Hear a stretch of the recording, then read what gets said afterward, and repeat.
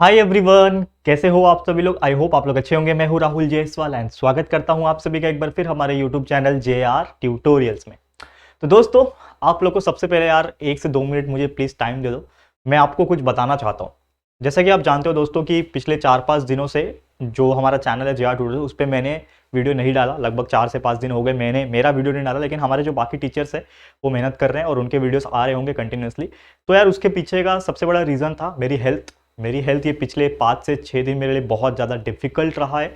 और मैंने एक छोटा सा एक शॉर्ट वीडियो बनाया था हाल ही में 2 से 3 दिन पहले, और मैंने अपडेट किया था आपको कि मेरी हेल्थ काफ़ी ज़्यादा ख़राब है उस रिगार्डिंग में। तो उम्मीद करता हूँ आप तक वो मैसेज पहुँच गया होगा। लेकिन आपको एक चीज़ बताना चाहूँगा कि अभी जो मेरी हेल्थ है दोस्तों, वो काफ़ी हद तक इंप्रूव हो रही है और हो भी चुकी है। लेकिन यार कुछ इंपॉर्टेंट बातें आपसे कहना चाहता हूँ कि वो फेज बहुत स्ट्रगल भरा रहा है। ये जो पिछला 6 दिन मेरे लाइफ में बीता है, बहुत ज़्यादा स्ट्रगल, बहुत ज़्यादा पेन, तकलीफ और बहुत सारी चीज़ें मेरे हेल्थ में हुई थी। ठीक है ना, बुखार हुआ, पेट दर्द, ठीक है ना, अगेन मोशंस, डायरिया बोल सकते हैं एक तरीके से। अगेन फिर जो इतने सारे दवाइयाँ फिर मैंने खाए ठीक करने के लिए, बुखार को ठीक करने के लिए, बाकी हेडेक हो गया, बहुत सारे ऐसी ऐसी चीज़ें थी ठीक करने के लिए मैंने बहुत सारे दवाएं खाए।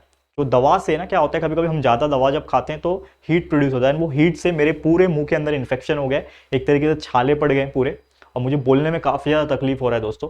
इसके लिए मैं बहुत ज़्यादा ज़ोरों से नहीं बोल पाऊंगा, लेकिन यार मैं आप लोगों से वादा कर चुका हूँ, कमिटमेंट कर चुका हूँ कि यार आप लोग के सिलेबस के जो वीडियोस हैं कंटिन्यूसली आएंगे। तो यार मैं वादा पूरा करूँगा। थोड़ा पेन में हूँ तो आज बहुत ज़्यादा ज़ोर से नहीं बोल पाऊंगा, लेकिन जिस प्रकार आपने हमें अब तक सपोर्ट किया है, उसी प्रकार आपकी प्यार, सपोर्ट प्लस ब्लेसिंग्स की ज़रूरत है दोस्तों। अगर आप इस वक्त हमें ब्लेसिंग दोगे दोस्तों, तो डेफिनेटली हो सकता है मैं जल्दी से जल्दी रिकवर हो पाऊँ, 100% फिट हो पाऊँ और आप लोग के लिए फुल एनर्जी के साथ वीडियो बना पाऊँ दोस्तों। तो वीडियो तो मैं बनाऊंगा आज भी। आज हम पढ़ेंगे हमारे 10th स्टैंडर्ड के लिए मैथ्स 2 यानी ज्योमेट्री का जो second chapter Pythagoras theorem new batch का जो शुरुआत किया था। ऑलरेडी वैसे व्हाइट बोर्ड वाले वीडियोस आप देखोगे तो पूरा एंटायर सिलेबस 10th का कंप्लीटेड है। ठीक है, पूरा कंप्लीटेड है। ये तो हम लोग फिर से पढ़ा रहे हैं न्यू बैच डिजिटल बोर्ड के साथ।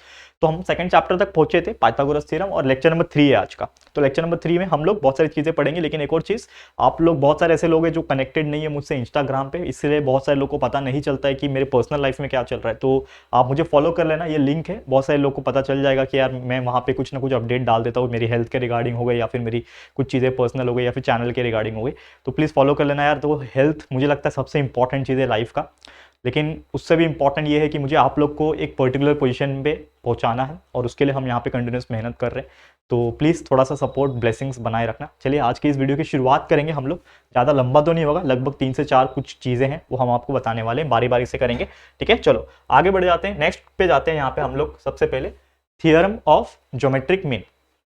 देखो ये जो थ्योरम है, ठीक है, एग्जाम में डायरेक्टली थ्योरम पूछेगा इसके चांसेस बहुत नेग्लिजिबल है, कम होता है, बहुत कम चांसेस है थ्योरम पूछने का। लेकिन इसके बेस पे क्वेश्चन जरूर आते हैं। लेकिन ये क्वेश्चंस को सॉल्व करने के पहले ये थ्योरम को हमें समझना पड़ेगा। अभी सब थ्योरम है क्या इसको हम समझेंगे, ठीक है। लेकिन इसके पहले के 2 लेक्चर्स अगर आपने नहीं देखे, लेक्चर नंबर 1 और 2, उसमें हम लोग ने 30, 60, 90, 45, 45, 90, साथ ही में पाइथागोरियन ट्रिपलेट्स हो गया, ये सभी के बारे में पढ़ाया हुआ है। आप हमारे वीडियोस जाके देख सकते हो। तो सबसे पहले यहाँ पे अगर बात करेंगे थ्योरम ऑफ ज्योमेट्रिक मीन, अब ये है क्या।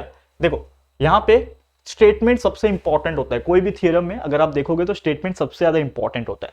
तो स्टेटमेंट क्या दिख रहा है, in right angle triangle the perpendicular segment to the hypotenuse. देखो ये राइट एंगल ट्रायंगल दिख रहा है, और इसमें बोल रहा है राइट एंगल ट्रायंगल में दो perpendicular segment to the hypotenuse. ये रहा आपका हाइपोटेनियस।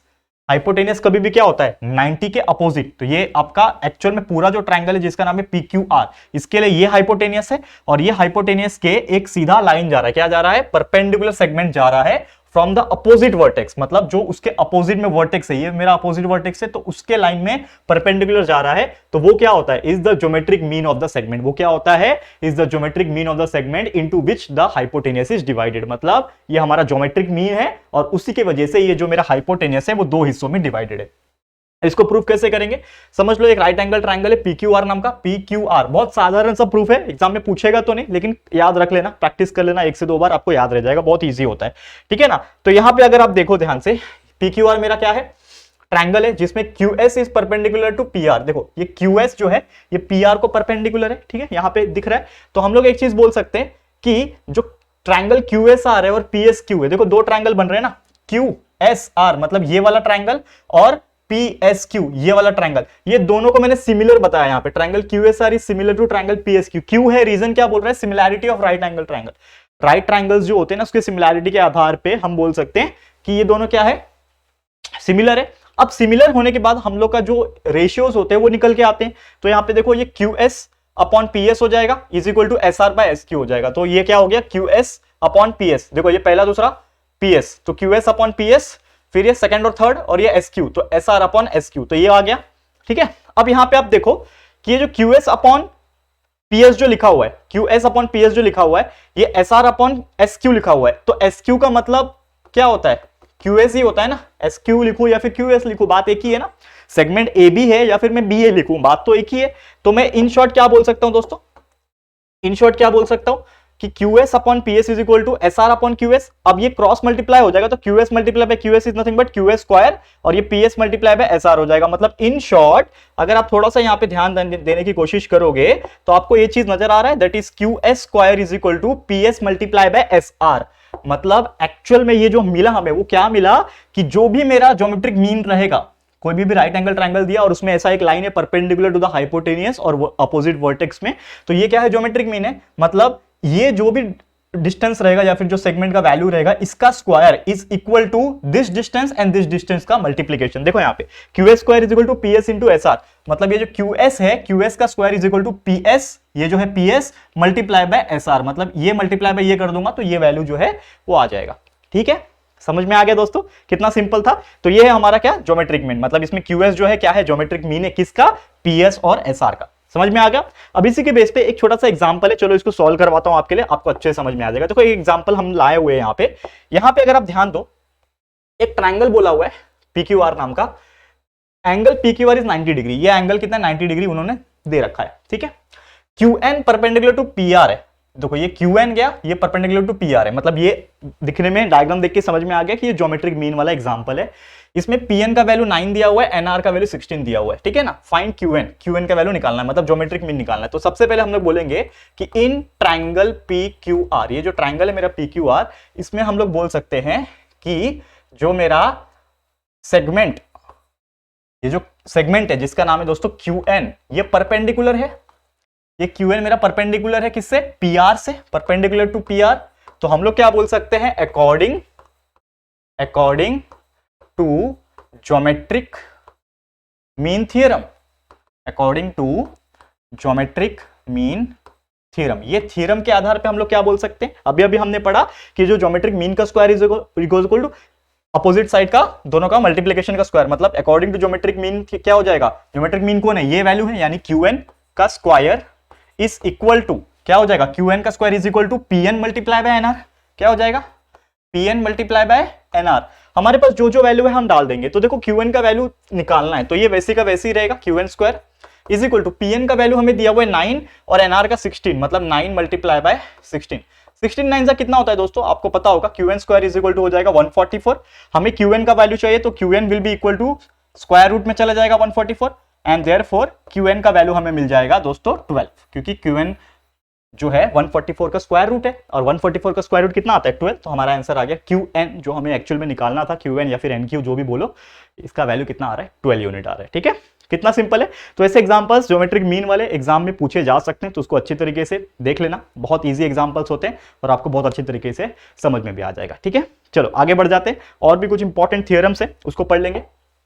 अब देखो ये कौन सा थ्योरम है, पाइथागोरस थ्योरम। देखो एग्जाम में पाइथागोरस थ्योरम पूछ सकता है, ऐसा नहीं है कि नहीं पूछेगा, पूछ सकता है, लेकिन बहुत इजी होता है नॉर्मल तौर पे। तो इसको हम लोग फटाफट एक्सप्लेन कर देते हैं क्या होता है पाइथागोरस थ्योरम। वैसे जो ये चैप्टर की शुरुआत किया था, पहले ही लेक्चर में मैंने आपको पढ़ाया हुआ था पाइथागोरस थ्योरम, अगेन आज प्रूफ के साथ बता रहा हूं ताकि आपको क्लियर हो जाए। तो सबसे पहले यहाँ पे अगर आप ध्यान दो, यहां पे अगर आप देखोगे क्या बोल रहा है, in right angle triangle the square of hypotenuse is equal to the sum of the square of the remaining two side. ये फर्स्ट लेक्चर में ऑलरेडी पढ़ा है।